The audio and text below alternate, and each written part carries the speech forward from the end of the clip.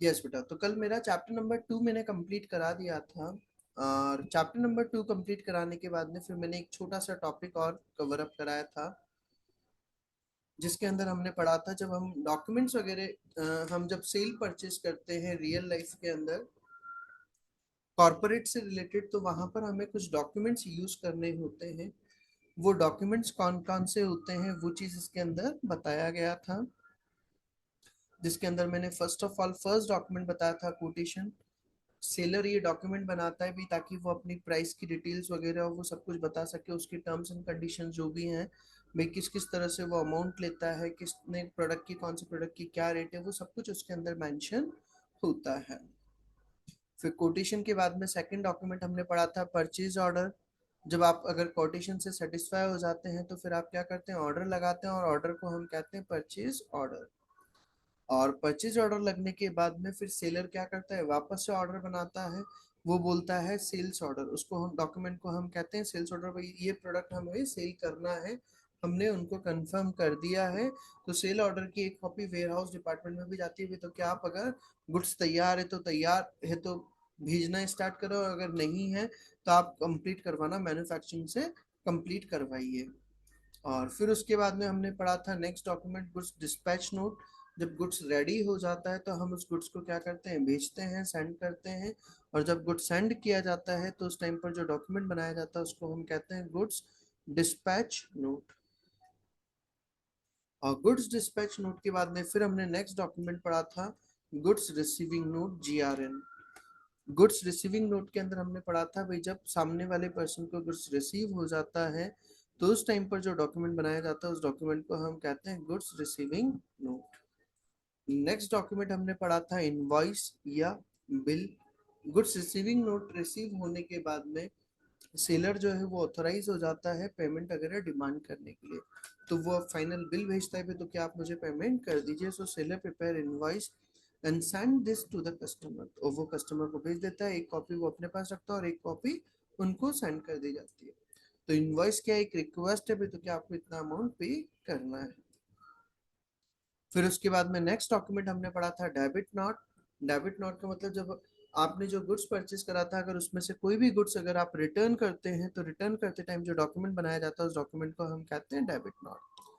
Purchaser बनाता है debit note purchase return करते टाइम, और जो सेलर है जब वो सेल्स रिटर्न होता है तो उस टाइम पर जो डॉक्यूमेंट बनाया जाता है उस डॉक्यूमेंट को हम कहते हैं क्रेडिट नोट। और फिर उसके बाद में नेक्स्ट डॉक्यूमेंट हमने पढ़ा था रिसीट। जब जो बायर है वो जब पेमेंट करता है फाइनल पेमेंट, तो पेमेंट के बदले में एज अ कंसिडरेशन उसके एविडेंस के फॉर्म में जब हम जो डॉक्यूमेंट देते हैं उसको हम कहते हैं रिसीट कहते हैं। और लास्ट पॉइंट हमने पढ़ा था रेमिटेंस एडवाइस। रेमिटेंस एडवाइस का मतलब था उसका पूरा एक समरी फॉर्म में हम एक जगह पे लिख करके रख देते थे तो हमने इनसे कब गुड्स परचेज किया था, कब गुड्स सेल करा था, कितने रुपए का किया था, कैसे कैसे पेमेंट आता है, शॉर्ट में लिख करके। में डिटेल में जाना तो फिर वो प्रॉपर उससे आप बिल वगैरह से उन्होंने चेक कर लेंगे। अभी भी शॉर्ट में, ताकि अगर कभी भी आप कुछ पूछ लें तो ताकि एक जगह पर हमारा एक पेज पर हमारी सारी इन्फॉर्मेशन का समरी लिखा हुआ रहे।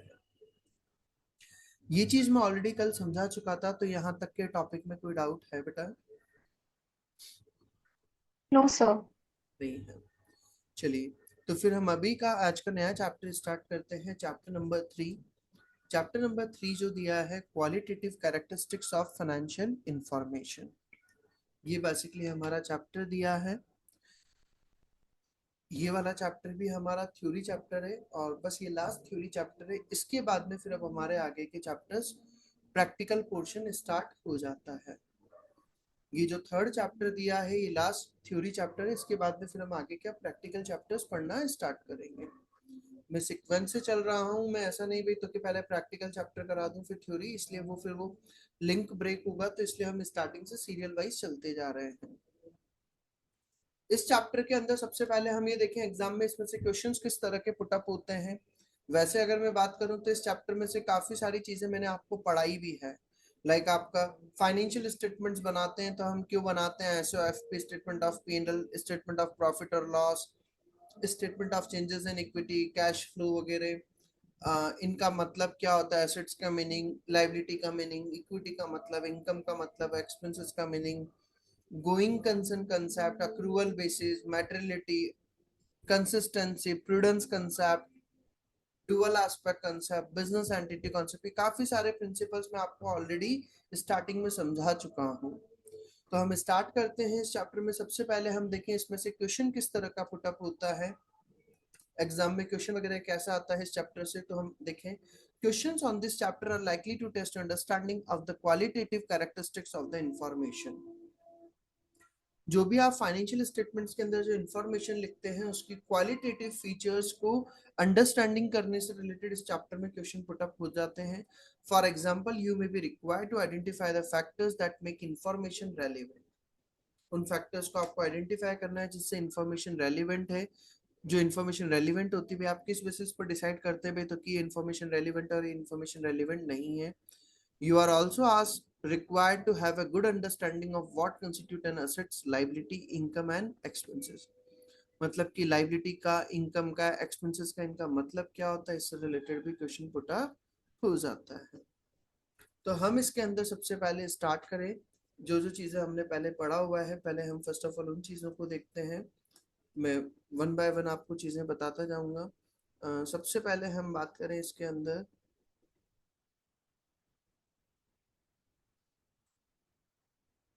यस, फर्स्ट ऑफ ऑल मैं यहाँ पर बात कर रहा हूँ कंसिस्टेंसी प्रिंसिपल। कंसिस्टेंसी प्रिंसिपल ये हमने पहले भी पढ़ा था अभी, तो कि आपने एक बार जो मेथड आपने अडॉप्ट कर लिया आप उसी मेथड को क्या करिए, कंटिन्यू करिए, बार बार आप मेथड्स में चेंज मत करिए। देयर शुड नॉट बी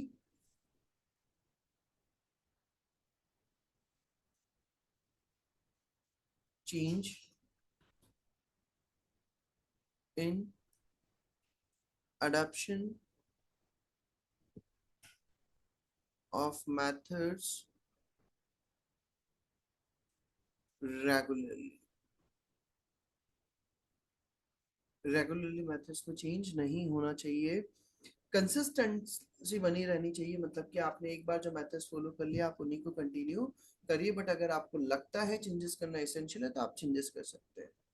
तो वही प्रिंसिपल यहाँ पर बताया, consistency. To maintain consistency, the presentation and the classification of the items in the financial statements should stay the same from one period to the next period।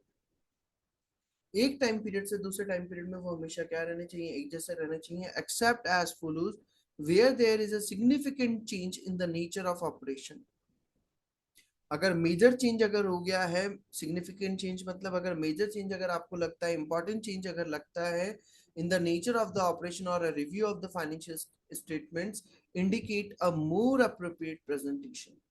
अगर आपको लगता है भी तो कि अगर हम चेंज वगैरह करेंगे तो उससे और अच्छा प्रेजेंटेशन बैठेगा, तो आप चेंजेस कर सकते हैं। व्हेन ऑर्गेनाइजेशन थिंक्स, जब ऑर्गेनाइजेशन अगर सोचती है दैट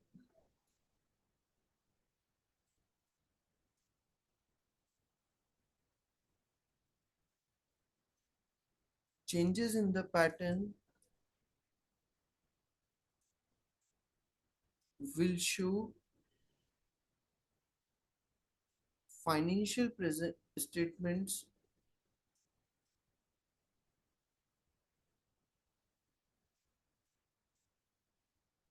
in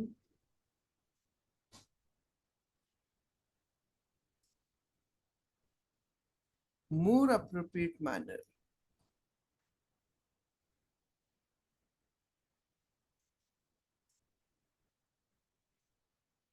अगर आपको लगता है फाइनेंशियल स्टेटमेंट्स अगर हम चेंज करते हैं, मतलब मेथड में अगर हम चेंज करते हैं तो फाइनेंशियल स्टेटमेंट्स और उनकी जो इंफॉर्मेशन है वो और अच्छे तरीके से और अप्रोप्रिएट मैनर में अगर प्रेजेंट होगी तो आप चेंजेस कर सकते हैं। And where a change in the presentation is required by an IFRS, और अगर आपको आईएफआरएस में अगर चेंजेस वगैरह रिक्वायर्ड है तो भी आप चेंजेस वगैरह कर सकते हैं। तो उस चीज को हमारा बोला है कंसिस्टेंसी। तो कि भाई आप एक बार जो मेथड आप फॉलो करें उसी को आप कंटिन्यू करें, बट अगर आपको लगता है चेंजेस करना जरूरी है तो आप चेंजेस कर सकते हैं। ये कंसिस्टेंसी वाला प्रिंसिपल क्लियर है बेटा। फिर दिया है इसी के बाद में सेकंड प्रिंसिपल हमारा business entity concept. Business entity concept के अंदर क्या बोला है, financial statements always treat the business as a separate entity. जो भी आप फाइनेंशियल स्टेटमेंट्स बनाते हैं उसके अंदर हम बिजनेस और उसके ऑनर दोनों को हम सेपरेट एंटिटी मानते हैं, और हम हमेशा ट्रांजेक्शन्स किसकी बुक्स में करते हैं, बिजनेस के पॉइंट ऑफ व्यू से ट्रांजेक्शन्स को रिकॉर्ड किया जाता है। It is crucial that you understand that the convention adopted in the preparing accounts is always to treat the business as a separate entity from its owners. This means that the transactions of the owner should never be mixed with the business transactions. तो कि जो honour की transaction हैं उनको हमें business की transaction से कभी भी मिक्स नहीं करना चाहिए। This apply whether or not the business is recognised in law as a separate legal entity. भले आप लॉ के अंदर उसको सेपरेट लीगल एंटिटी मानते हैं या नहीं मानते, बट अकाउंट्स के अंदर उसको सेपरेट लीगल एंटिटी माना जाता है। तो क्या लिखा हुआ है, in law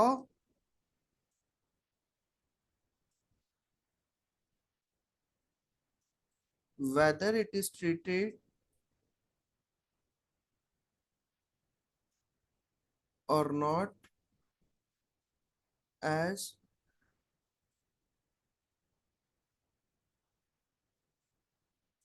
separate legal entity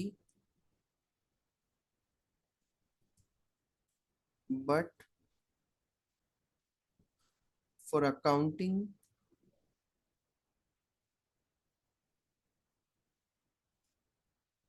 it is treated as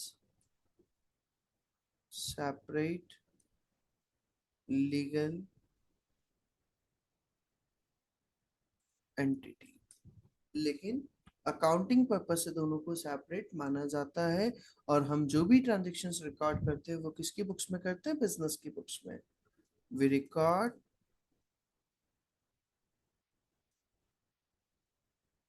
transactions in the books of business।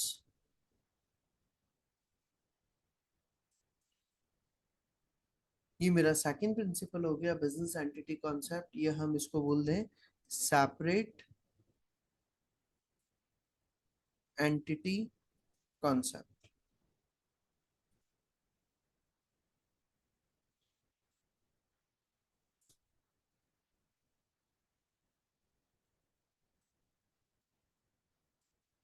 यहाँ तक की बात हमारी हो गई। दो टॉपिक मैंने समझा दिए, बिजनेस एंटिटी कॉन्सेप्ट और कंसिस्टेंसी कॉन्सेप्ट। इसी के बाद में नेक्स्ट टॉपिक हमारा आता है एलिमेंट्स ऑफ फाइनेंशियल स्टेटमेंट्स। जब हमें फाइनेंशियल स्टेटमेंट्स बनाने होते हैं तो उसके अंदर हम क्या क्या चीजें लिखते हैं। तो फाइनेंशियल स्टेटमेंट्स के अंदर क्या क्या एलिमेंट्स आते हैं, और ये पांचों पॉइंट में ऑलरेडी आपको समझा चुका हूँ।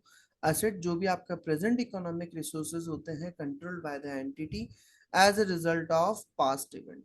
आपने पास्ट में कोई इवेंट किया था, पास्ट में कोई ट्रांजेक्शन करा था, जिसके कारण अगर आपके पास प्रेजेंट में अगर कोई भी रिसोर्सेज वगैरह है जिसका आपके पास कंट्रोलिंग है, तो उसको हम असेट्स कहते हैं। जो आपको क्या करेगी, potential to produce economic benefits, जिसके कारण आपको फ्यूचर में कोई ना कोई बेनिफिट्स मिलने वाले हैं। लाइबिलिटी का मतलब present obligation of the entity to transfer economic resources as a result of past event. आपने पास्ट में कोई इवेंट करा है जिसके कारण आपको इकोनॉमिक रिसोर्सेज वगैरह ट्रांसफर करने के आपके ऑब्लिगेशन अगर आते हैं तो उसको हम लाइबिलिटी कहते हैं। फिर हमने पढ़ा था इक्विटी। इक्विटी का मतलब क्या होता है, the residual interest in the assets of an entity after deducting all it's liability.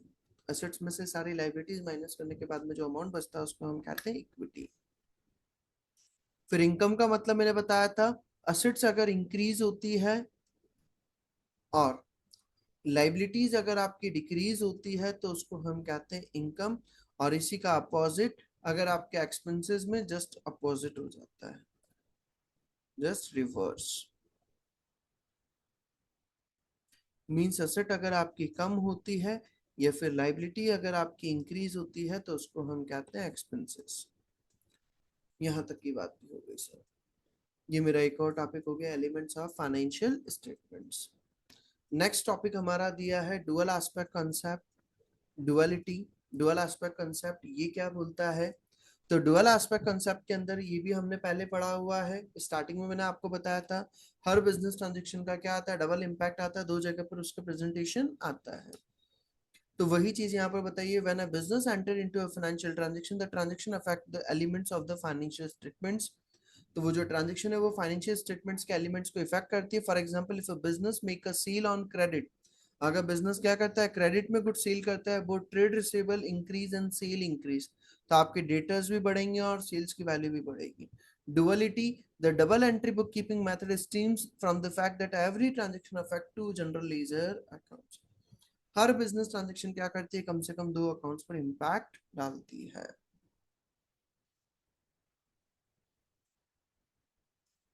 और ये जो कंसेप्ट है हम अभी आगे जब चैप्टर नंबर 5 पढ़ेंगे तो वहां पर भी और डिटेल में पढ़ेंगे, तो वहां पर और चीजें मैं समझा दूंगा। तो ये बेसिकली मेरा एक और टॉपिक हो गया, कौन सा, डुअल एस्पेक्ट कंसेप्ट क्या होता है।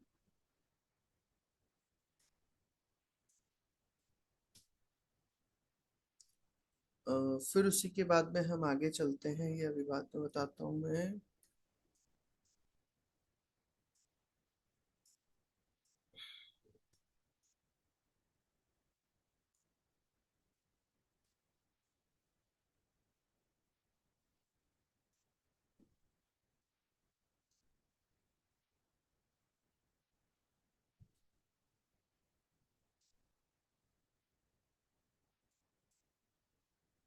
यस,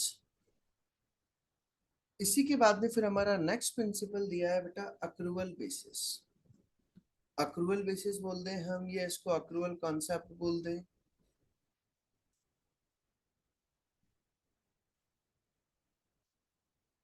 जिसके अंदर हमने पढ़ा था ट्रांजेक्शन जैसे ही अराइज होती है हम उसको बुक्स में रिकॉर्ड कर देते हैं, हम उसके कैश में होने या न होने का वेट नहीं करते हैं।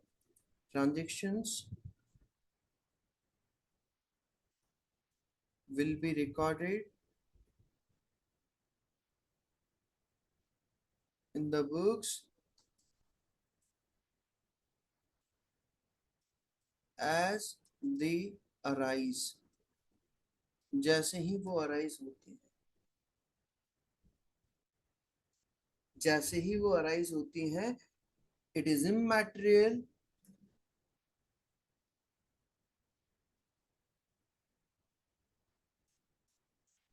whether cash received or paid or not। तो क्या आपने कैश रिसीव किया है या नहीं किया है, कैश पे किया है या नहीं पे किया है, उससे कोई फर्क नहीं पड़ता है। हम सारी ट्रांजेक्शन जो भी होती है, अगर वो करंट ईयर से रिलेटेड है, अगर वो अराइज हुई है, तो हम उसको बुक्स में रिकॉर्ड कर देते हैं। वो कंसेप्ट हमारा बोलता है accrual concept. The effect of the transactions and other events are recognized when they occur and not as cash or its equivalent is received or paid। उसका कैश में अमाउंट रिसीव हुआ है या पे किया गया है या नहीं किया, उससे कोई फर्क नहीं पड़ता। And they are recorded in the accounting records and reported in the financial statements of the period to which they relate। और उनको उस टाइम पीरियड में रिकॉर्ड किया जाता है जिस टाइम पीरियड से वो रिलेटेड है, भले वो रिसीव हमें बाद में हुए हैं या पहले हुए, लेकिन उस टाइम पीरियड में ही हम उसको रिकॉर्ड करते हैं जिस टाइम पीरियड से वो कनेक्शन रखते हैं। The accrual basis is not, ये पॉइंट छोड़ो आप, इसका मेन बात ये, financial statement should be prepared on accrual basis. और जो फाइनेंशियल स्टेटमेंट्स हैं वो अक्रूवल बेसिस पे प्रिपेयर किए जाते हैं। Entities should prepare their financial statements on the basis that transactions are recorded in them not as the cash is paid or received but as the revenue or expenses are earned or incurred। जैसे ही आपके income या expenses वगैरह earn हो जाते हैं या incurred हो जाते हैं, हम उसको बुक्स में रिकॉर्ड कर देते हैं in the accounting period to which they relates, जिस अकाउंटिंग पीरियड से वो रिलेट करते हैं। हम उसमें कैश होने का वेट नहीं करते। According to the accrual assumption, in computing profit, revenue earned must be matched against the expenditure incurred in earning it। और उससे रिलेटेड आपने उस टाइम पीरियड से रिलेटेड जो भी आपकी इनकम है, चाहे वो कैश में आई है या नहीं आई है, उसको हम उस टाइम पीरियड के एक्सपेंसेस से मैच कराते हैं। This is also known as matching convention, जो मैंने बताया था मैचिंग कॉन्सेप्ट।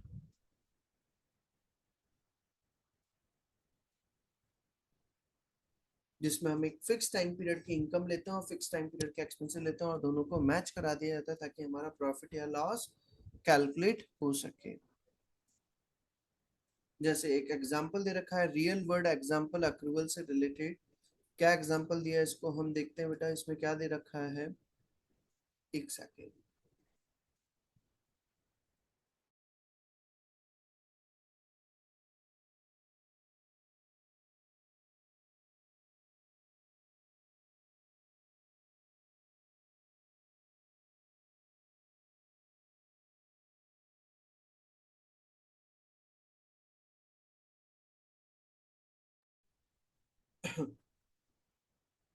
जैसे हम यहाँ पर देखें बेटा, हमें क्या दिया है, Emma purchased 20 t-shirts in her first month of trading May at a cost of $5 each. उन्होंने क्या करा, 20 टी शर्ट्स परचेज करी हैं, 20 टी शर्ट्स, और एक टी शर्ट कितने की है, $5 each. She then sell all of them for $10 each. और उन्होंने सेल करा है at the rate of $10 each. Emma has therefore made a profit of $100. इसलिए ईमा ने प्रॉफिट अर्न किया कितना, $100 का। $100 का कैसे, 20 इंटू 5, 20 टी शर्ट्स थी $5 ईच की, तो कितने की हो गई परचेसिंग प्राइस, $100। और 20 टी शर्ट सेल करी आपने $10 ईच पर, तो कितने की हो गई, $200 की। तो आपको प्रॉफिट हो रहा है कितना, $100 का। ये तो हो गई बात मेरे फर्स्ट पॉइंट की। So by matching, Ima has therefore made a profit of $100 by matching the revenue of $200 earned against the cost $100 of acquiring him. उसको हमने एक्वायर करने में कितना एक्सपेंसेस हुआ, कितना हमने रेवेन्यू अर्न किया। ऑल ऑफ ईमा sales and purchase are on credit and no cash has been received और पेड। और हमने कोई कैश रिसीव या पे नहीं किया है। अगर ईमा ने सारी सेल हम परचेज अगर उधार में करी है, कोई कैश रिसीव या पे नहीं किया, तब भी हम उसको $100 का प्रॉफिट मानेंगे। Profit $100 will be consider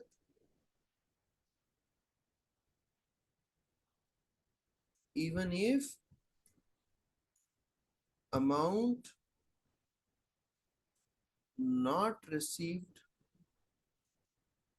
in cash, भले वो अमाउंट कैश में रिसीव नहीं हुआ है तो भी। फिर आगे बोला हमें, इफ ईमा हाउएवर ईमा ओनली सेल्स 18 टी शर्ट्स। अगर उन्होंने क्या करा, 18 टी शर्ट्स ही अगर सेल करी है, it is incorrect to charge her statement of P&L with the cost of 20 T shirts. अगर आपने 18 टी शर्ट्स अगर सेल करी है, 18 टी शर्ट्स $10 ईच पर, तो वो कितने की हो गई, $180 की। तो जब आप परचेज प्राइस निकालोगे तो परचेज प्राइस में कितने का लोगे, 18 टी शर्ट्स का eight the rate of $5 each, तो वो कितना हो जाएगा, $90। तो प्रॉफिट भी आ जाएगा कितना, $90। सो पूरी 20 टी शर्ट्स का क्यों नहीं लेंगे, क्योंकि 20 टी शर्ट्स अभी आपकी सेल नहीं हुई है। 2 टी शर्ट्स अभी भी आपके पास क्लोजिंग स्टॉक के फॉर्म में बच रही है, तो उसको हम सेल के फॉर्म में नहीं शो करेंगे। So if however Ima only sells 18 t-shirts, then it is incorrect to charge the statement of profit or loss with the cost of 20 t-shirts, as she still has 2 t-shirts in inventory. Therefore, only the purchase cost of 18 t-shirts, 18 into 5, $90 should be matched with the sales revenue, leaving her with a profit of $90। और उसमें $90 का क्या आ जाएगा, आपका profit show हो जाएगा। यहाँ तक का पॉइंट क्लियर है बेटा? Yes sir. ये मेरा क्या हो गया, अक्रूवल कॉन्सेप्ट। इस चैप्टर का मैंने 3-4 चीजें बता दी, कंसिस्टेंसी कॉन्सेप्ट समझा दिया, डुअल एस्पेक्ट कॉन्सेप्ट समझा दिया है, अक्रूवल कॉन्सेप्ट समझा दिया, सेपरेट एंटिटी कॉन्सेप्ट समझा दिया है। ये पूरा पॉइंट जो मैंने ऑलरेडी समझा दिया है आपको।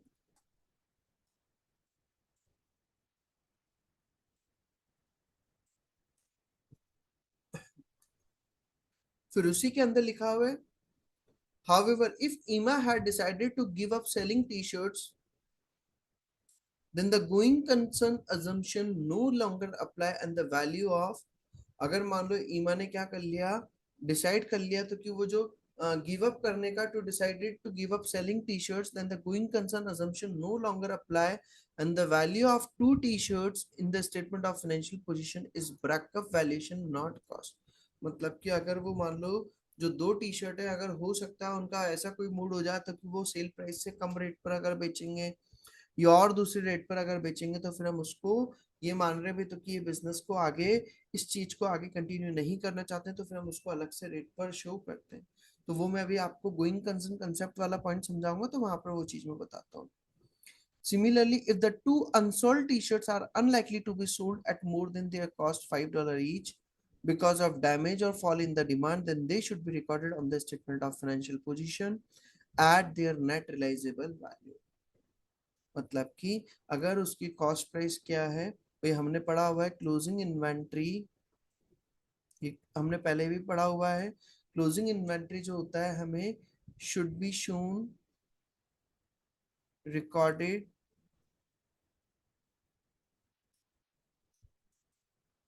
In the books at cost price और एनआरवी। एनआरवी मतलब net realisable value selling price हम बोल सकते हैं, which ever is less.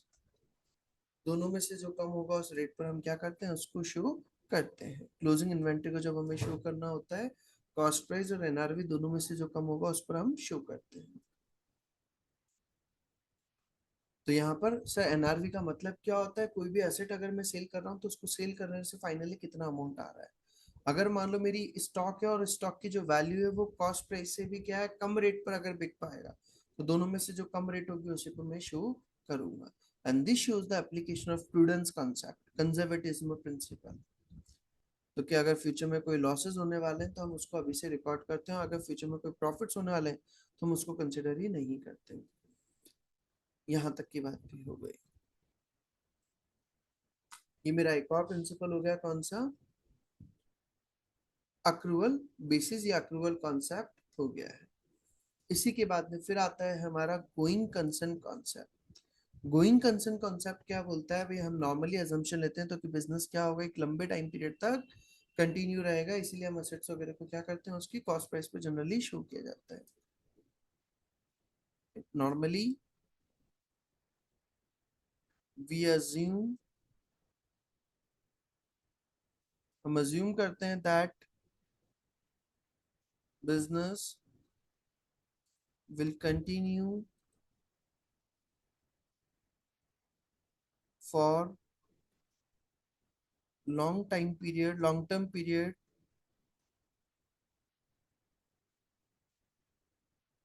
It will not be sold, इसको सेल नहीं किया जाएगा, और सीज एनी एक्टिविटी, ये वो कोई एक्टिविटी बंद नहीं करेगा until some situation arise।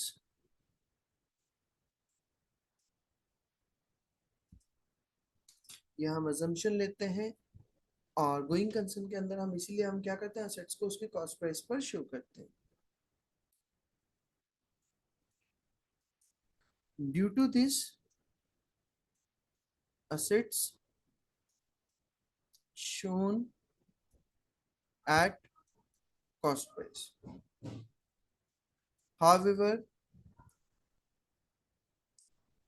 if going concern concept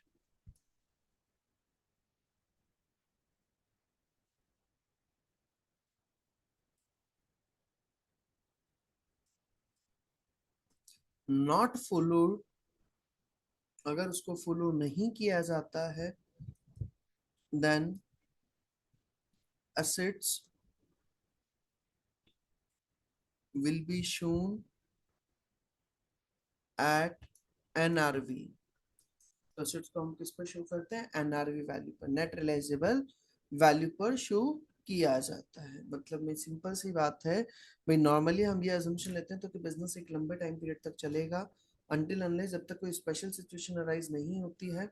अगर आपको लगता है बिजनेस में हम कोई एक्टिविटी को बंद करने का प्लान कर रहे हैं या बिजनेस को सेल करने का प्लान कर रहे हैं, तो फिर उस सिचुएशन में हम असेट्स वगैरह जो भी होते हैं उसको हम नेट रिलाइजेबल वैल्यू पर भी, उसको बेचने से कितना अमाउंट आएगा उस वैल्यू पर हम उसको शो करते हैं। फिर ज्यादा वैल्यू पर शो करने का मतलब नहीं रहेगा। तो क्या लिखा हुआ है, going concern, the financial statements are normally prepared on the assumption that an entity is a going concern. तो क्या हम ये अजम्पशन लेते हैं entity going concern and will continue in the operation for the foreseeable future, और वो अपने business को कंटिन्यू रखेगी। Hence, it is assumed that the entity has neither the intention nor the need to enter into liquidation. न तो उनका कोई mood है, ना वो किसी तरह के कोई प्रोसेस में तो कि वो लिक्विडेशन करे और टू सीज ट्रेडिंग, या फिर अपना ट्रेडिंग वगैरह बंद करेगी। इफ सच एन इंटेंशन और नीड एग्जिस्ट, अगर इस तरह का आपका कोई इंटेंशन है भी तो कि मैं फ्यूचर में बिजनेस को बंद करूंगा, देन फाइनेंशियल स्टेटमेंट्स में have to be prepared on different basis. तो फिर हमें फाइनेंशियल स्टेटमेंट्स अलग तरीके से बनाने होते हैं। And if so the financial statement describe the basis use, और फिर हमें फाइनेंशियल स्टेटमेंट्स के अंदर आपने किस बेसिस पे बनाया है वो भी आपको डिस्क्लोज करना होता है। This concept assume that when preparing a normal set of accounts, और ये जब हम नॉर्मल अकाउंट्स बनाते हैं हम assumption लेते हैं that business will continue to operate in approximately the same manner for the foreseeable future। भाई कम से कम वो आने वाले 12 मंथ तक तो बिजनेस चलेगा, वो अभी बंद होने का कोई उनका मूड नहीं है। In particular the entity will not go into the liquidation or scale down its operation in material free. तो वो अपने बिजनेस को बंद नहीं करेंगे, किसी तरह का कोई उनका ऐसा मूड नहीं है। और अगर आपका ऐसा अगर कुछ मूड होता है तो फिर हम उसको वैल्यू करते हैं at their breakup value. Breakup value मतलब आप असेट्स को सेल करेंगे तो कितना अमाउंट रियलाइज होगा, the amount that they would sell for if they were sold off piecemeal and the business were proper. मतलब हम उसको जब अगर पूरा का पूरा बेच देंगे तो उससे बेचने से कितना अमाउंट हमें रिसीव होगा, उस अमाउंट फिर हम असेट्स को शो करते हैं। ये पॉइंट समझ में आ गया बेटा गोइंग कंसर्न का? Yes sir.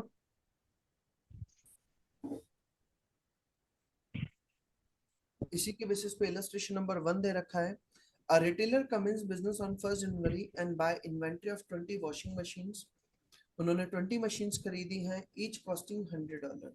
तो 20 यूनिट्स आपने परचेज करी हैं और एक यूनिट कितने की है, $100 ईच।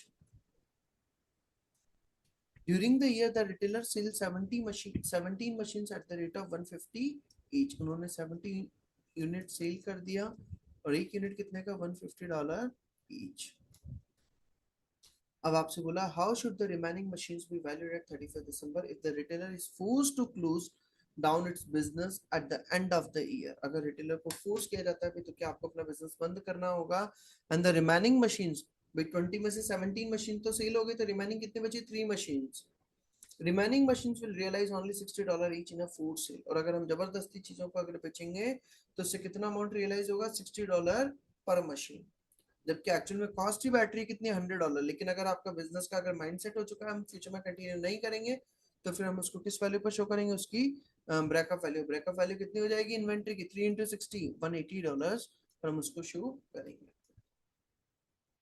सेकंड पॉइंट दिया, how should the remaining machines be valued at 31 December if they intend to continue their business into the next year. अगर वो बिजनेस को कंटिन्यू करते हैं, तो अगर बिजनेस को कंटिन्यू अगर किया जाता है तो फिर हम नॉर्मली इन्वेंटरीज को किस पर शो करते हैं, एसेट्स को उसकी कॉस्ट प्राइस पर। तो कॉस्ट प्राइस कितनी है, 3 into $100, तो कितना हो जाएगा, $300 हम उसको वैल्यू को शो करेंगे। क्लियर बात यहाँ तक? तो मेन पॉइंट यस उन्होंने, सर। गोइंग कंसर्न अजम्पशन अगर आप फॉलो नहीं करते हैं तो आपको एक तो बेसिस, किस बेसिस पे आप अपने फाइनेंशियल स्टेटमेंट्स बना रहे हैं, और रीजन आपने भाई क्यों गोइंग कंसर्न अजम्पशन को फॉलो नहीं किया है, तो वो बेसिस और रीजन आपको डिफाइन करना होता है। वो बेसिस और रीजन आपको डिफाइन करना होता है। ये मेरा गोइंग कंसर्न अजम्पशन भी कंप्लीट हो गया है। इस चैप्टर के अंदर काफी सारे प्रिंसिपल्स दे रखे थे, वो प्रिंसिपल मैंने सारे समझा दिए गोइंग कंसर्न। फिर उसके बाद मैंने नेक्स्ट प्रिंसिपल समझा दिया अक्रूवल कॉन्सेप्ट। फिर उसके बाद में हमने आगे पढ़ा कंसिस्टेंसी कॉन्सेप्ट, फिर सेपरेट एंटिटी कॉन्सेप्ट, फिर उसके एलिमेंट्स क्या क्या हैं वो सारे एलिमेंट्स बता दिए, डुअल एस्पेक्ट कॉन्सेप्ट बता दिया है मैंने। यहाँ तक का मैं ऑलरेडी समझा चुका हूँ। इसको यहाँ तक का टॉपिक आज कंप्लीट कर लीजिए। इसका आगे का जो रिमेनिंग पार्ट है वो कल वाले लेक्चर में कंप्लीट हो जाएगा मेरा।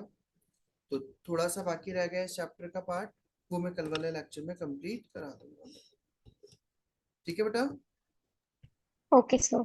चलिए यहाँ तक का आज आप कंप्लीट करें, बाकी कल कराता हूँ। ओके बेटा, thank you. Thank you sir. Welcome बेटा।